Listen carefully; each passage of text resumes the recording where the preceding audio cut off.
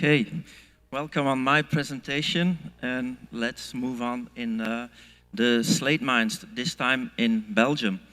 I have always been a wreck diver, but as the season was so short, we just had silly lake dives in the winter, which were quite boring, until a friend of mine told me, hey, Stefan, we found something like submerged mine in the south. Want to check it out?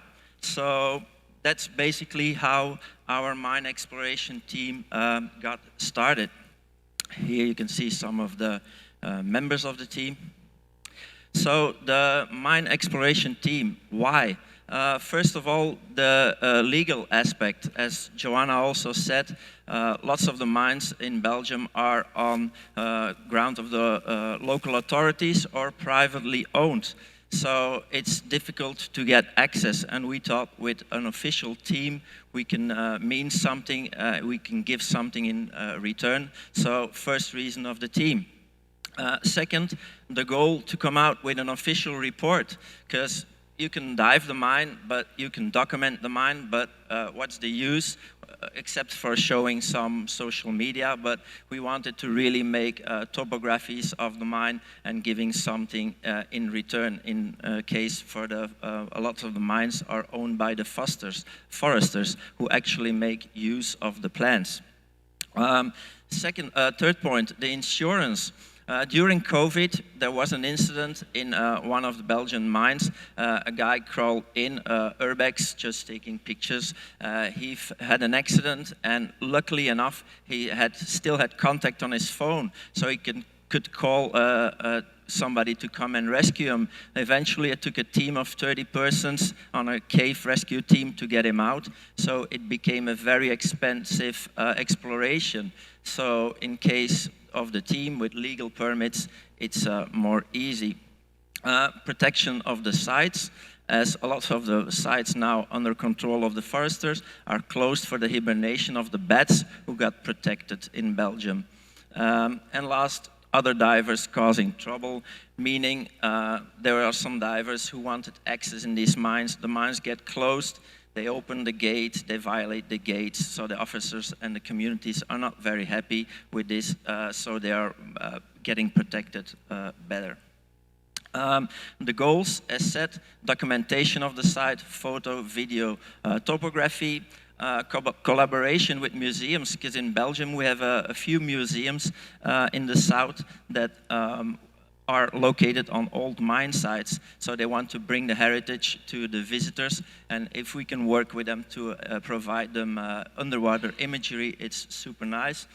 Stability checks. The foresters, they have to do yearly stability checks in the mines, because sometimes they have to go in to count the bats, and some of the sites are very difficult to access, need some rope work, and they're not speleologists. So usually when we work for them, they ask, by the way, if you can go in, can you guys do the stability checks, even do the counting of the bats in hibernation? And last but not least, we also just want to have fun and have great dives. Some of the tools and the sketches, some of the old school measurements to eventually come on a 3D model like this. Official publications in magazines or for the local authorities. Stability checks, as you can see, sometimes we have to do a little bit work to make our entry out of the mine a little bit more safe. So is Belgium really a mine county? Looking at a personal map of one of the team buddies, yeah, I would say so. We are blessed with a lot of mines, mostly in the southern part. We have marble mines, slate mine, limestone mines, iron ore mines, coal mines, but we only have 20 minutes, so I will limit it to some of the slate mines today. So the first region I would like to take you to is Bertry in the southeast of Belgium, very close to the French border, where we had one of the biggest projects, the first one, the Morepir. It's a museum mine, au cœur de la Doise. It started in 1800s. under the Perlot family, who owned at that time a lot of the mines in the valley of the Aise in Vertry. It was in the Industrial Revolution. On the high days, they had 70 people working in this mine on 3 levels, 25, 40, and 60 meters underground. In the 70s, the mine had to close because of the great competition of slate being extracted in Spain and, yes, in Portugal, where they were able to extract the slate in open-air quarries. So it was a lot faster and cheaper to extract the slate than in the underground mines in Belgium.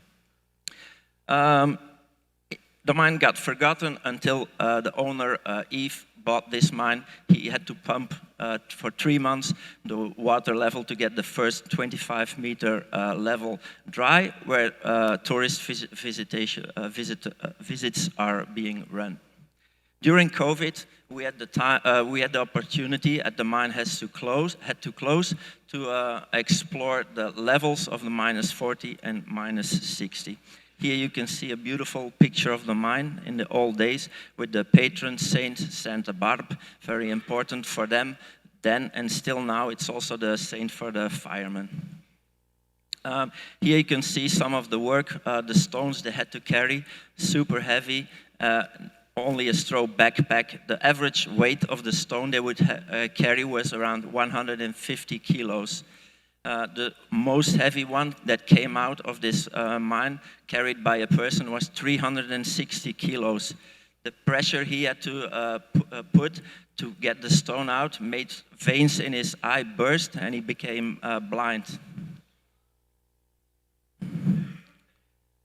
In the old days, and now in front you can see the massive amount of finished rooftop slates. The winch in the old days, the winch now. Some old papers that were kept very precisely, the amount of slate they extracted and the price at the time of the sale. Okay, the mine nowadays, we were able to also explore and topography the non-touristic part of the dry part of the mine, which some very impressive chambers.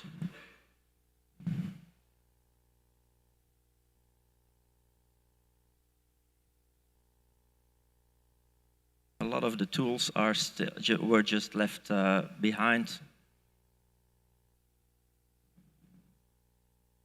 And because we are in Belgium, of course, beer. We found a document from a doctor examining mortal accidents in the mine, and there was most of the accidents happened in the late afternoon, meaning there was they sneaked in involved alcohol. Team diving. We put around 4 kilometers of line in the submerged levels. Typical passage. One of the main shafts, it's called the Italian shaft. Research learned that in this part of the mine, a group of the Italian immigrants, a lot came to Belgium to work the mines, and this was their work space. Here we can see a massive room, and you can see a lot of the stacked slates. In fact, 3/4 of the slate that is extracted of the mine is just waste. The quality is not good to make this slates. So instead of moving everything out of the mine, which was a huge task, they used it to build these little walls and supports for the ceiling while they were in a room that was finished. At work. Small water pump. The penetration from the water through the slate was producing perfectly clear water. So they just used this, take a water bottle down, and when they were thirsty, they would go to the pump to fill the bottle of water. Cart in the Italian shaft. And at the first dive, the owner said, oh yeah, by the way, if you go down to the 40 meters level, if you come across my mother-in-law, just leave her there. And we're like, okay. So when I was diving in the corridor and I saw this, I was like a bit of a shock. It was like, whoa, he was for real. But it turned out in the museum part, the corridor above, They used dolls to imitate the miners, and one of the dolls just went through an air vent into the shaft. It was quite funny. Oh, that's the massive main shaft going to 60 meters. And this is 60 meters level. On the first dive, a lot of electrical cables were blocking the way, especially in the zero-visit exit. It was very hard. And on next dives, we just took the tools and cut the cables to have more easy access. Hard work in the 60 meters level to get these massive rocks out. And then a lot of sketches measuring, a lot of discussions with the team, to eventually come to a 3D model of the mine.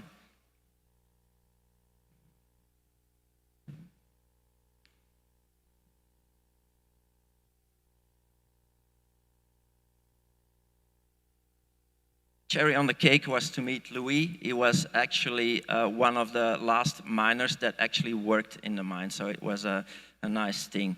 And on one day, we had Luxembourg TV following us for a little documentary on the mining.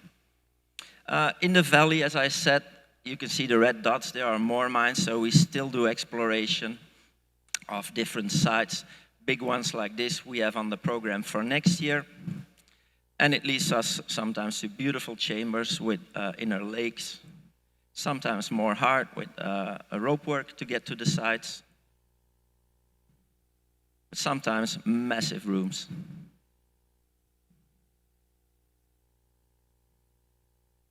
In this case, we found in a mine like a water pit with a wooden tube and a leather fixing on connection of the tubes.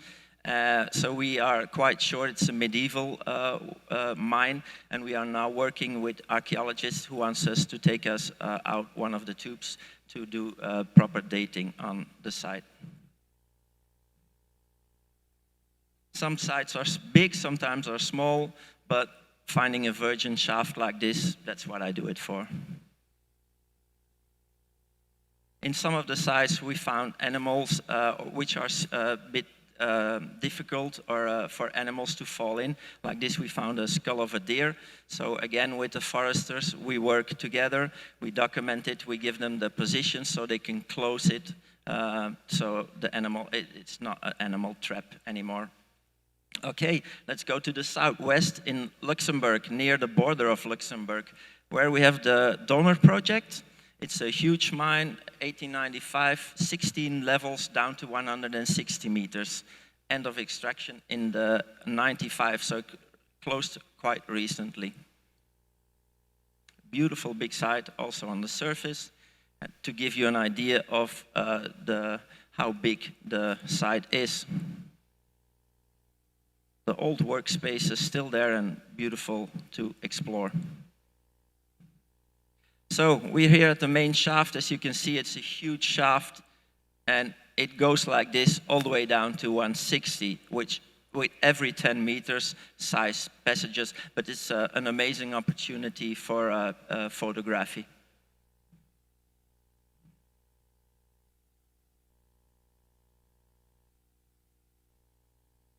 And as you can see on the markings, it's 50, 60, each level was marked, and every 10 meters there's another side passage, both sides. A massive room now, and in the days working from the ceilings, you can see the difficult conditions. A lot of tools, winches, in place, a beautiful air tube to ventilate the mine, to get the air down to the lowest parts of the mine to safely work.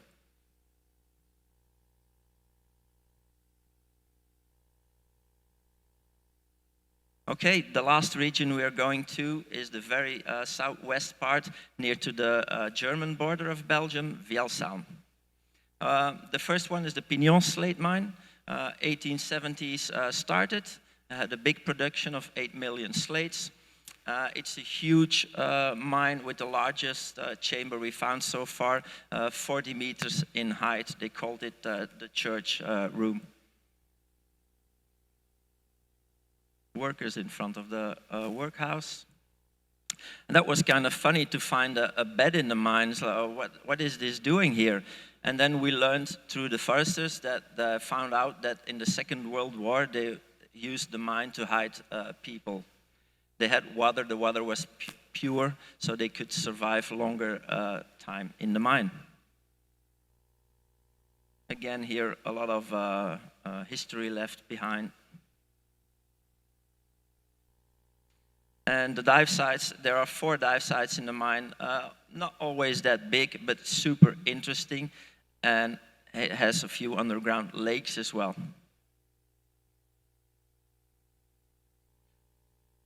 Some spooky backgrounds and crystal clear bluish lakes. In one of the documents in the research, I found this document of an explosive room, and it's, we got to find it. And eventually we found it, and just like that. And it was inside this wooden shaft. Tight space, but shallow. So here's a 3D model of the big room. And it will eventually, finally bring us to the elevator project. It's a unique mine because it was not only extracting slate, but also whetstones, quite unique, and they exported it all over the world. It's owned by a local baroness who gives us access to the site. Here you can see the whetstone to sharpen the knives and where it was exported around the world. It's actually, some of the mines are still extracting, not the slate, but they do still do the whetstone. Again, a massive, beautiful, big chamber. And the lift still in place, as you can see here. The lift in the old days. And last year on an exploration, these are the big blocks falling down of the ceiling. We noticed like a tiny little hole, and we moved some blocks. We could crawl through, and yet again we found like another tunnel leading deeper into the mine, which eventually ended in this beautiful lake. So we have to go and dive there. On the dive, I had an issue with a thorn that pinched the loop of my rebreather. So on the very first exploration dive, it was a no-go, but it's like, well, let's take the stage and have a look. So it continues, there are side passages. I swam into one, and it's a big room again, so further exploration we have to do next season, because it's closed by now. But let's go to the main gallery. It's quite unique for Belgium. As we go to the shaft, we have a vertical shaft going down. It's, by my knowledge, the only one in Belgium, because mostly the veins in Bertrie are 45 and Morteau-Martelange about 65 degrees. So it's quite unique, and it's, like you can see, in wood with some on the way in, sometimes very good visibility. Again, a lot of tools, ladders left behind.